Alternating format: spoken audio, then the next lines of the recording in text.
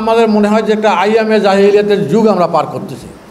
সে যে বর্ণের, যে ধর্মের, যে গোত্রের, যে কিছুই হোক না কেন, সে তো মুসলমান বলে নিজেকে দাবি করে। তার লাশ কবর থেকে তুলে ফেলা, এটা একটা গর্হিত এবং একটা লোমহর্ষক কাহিনী।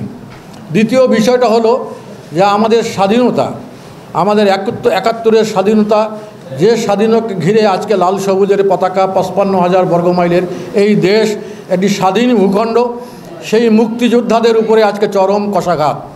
আজকে মুক্তিযোদ্ধাদেরকে জুতার মালা পরানো হচ্ছে, আজকে মুক্তিযোদ্ধাদের গলা টিপে ধরা হচ্ছে, মুক্তিযোদ্ধাদেরকে লাঞ্ছিত করা হচ্ছে, দিগম্বর করা হচ্ছে। এই ধরনের কাজ করা মানে এই লাল সবুজের পতাকাকে অপমান করা, কোনো বাদ কিছু নয়। আমরা দেখছি যে স্বাধীনতা পরবর্তী সময়ে স্বাধীনতার বিরুদ্ধের শক্তিরা আজকে স্বাধীনতার পক্ষের শক্তিদেরকে ধ্বংস করার জন্য একটা নীল নকশা নিয়ে তারা এগুচ্ছে।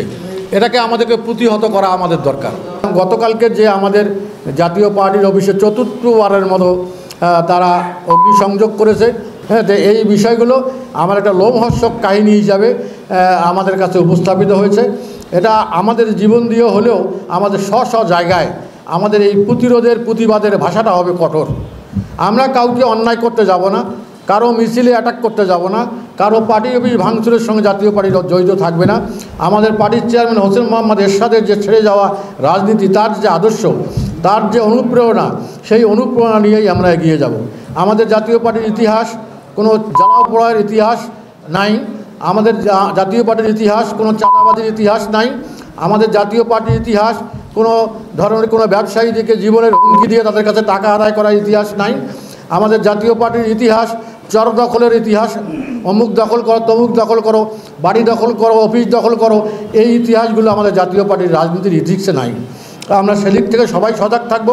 কারো উপর আক্রমণ নয়, কারো উপর সহিংসতা নয়, আমাদের নিজেদের আত্মরক্ষার জন্য, নিজেদের সম্পদ, নিজেদের পার্টি অফিস, নিজেদের রাজনৈতিক কর্মকাণ্ড এটাকে সচল রাখার জন্য আমাদের যা করা দরকার সেটাই আমাদের হাতে নিতে হবে। এর কোনো বিকল্প নেই। রাজনীতিতে জাতীয় পার্টিকে নিষিদ্ধ করবে কি না সেটা তো সরকারের বিষয়।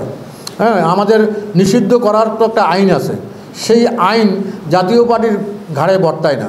আমাদের একটাই দোষ কি, আমরা নির্বাচনে অংশ নিয়েছি।